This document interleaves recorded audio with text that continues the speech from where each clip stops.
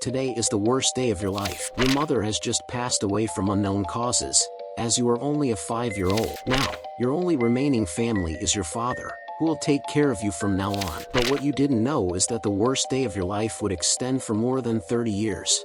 Many years passed, and now you are an adult woman. You head to the market to buy food for your children and your father, but you notice the stares of people around you. This is something you were accustomed to, as many things were said about you all the time. Once you reached home, you greeted your children, and they warned you not to make too much noise since their father was sleeping. You peeked in to make sure he was still resting and felt relief when you realized he was. However, the person sleeping in the bed that day was not just the father of your children, but also your father.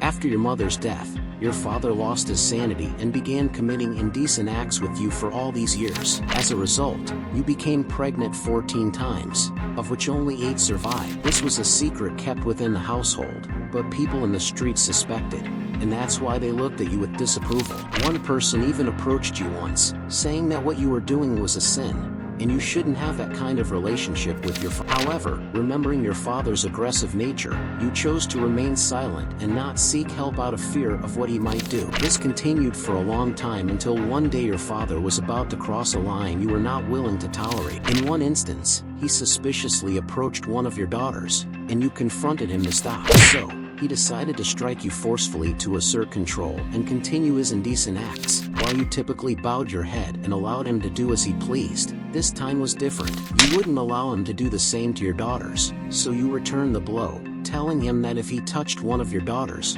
you would no longer be the fearful person you used to be. Your father was so shocked by what happened that he turned around and left the place, as he felt terror at your rebellion. So, on that same day, you gathered the courage to leave with your daughters. Unfortunately, your sons chose not to leave with you, as they wanted to stay with their father, despite knowing what he was doing. Once outside the house, you went to a police station and told them everything that had happened. Initially, they didn't believe you, but as they began an investigation, they realized the horrifying reality you had lived for more than 30 years, and it had just come to an end that day.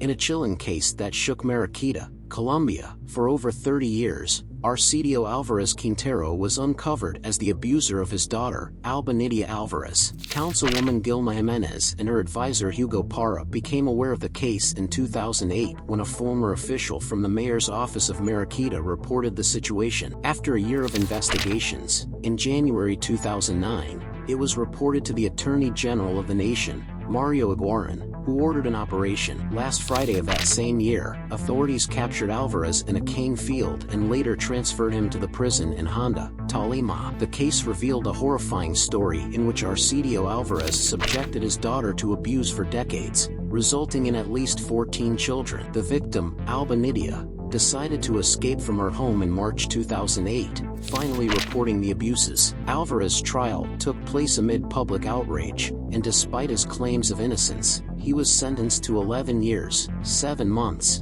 and 28 days in prison in 2009. However, the story took a tragic turn when it was reported that Alvarez died in September 2011, just 2 years after his conviction, allegedly due to natural causes. This dark episode shed light on the need to address family abuses and the importance of giving a voice to victims to prevent future similar horrors.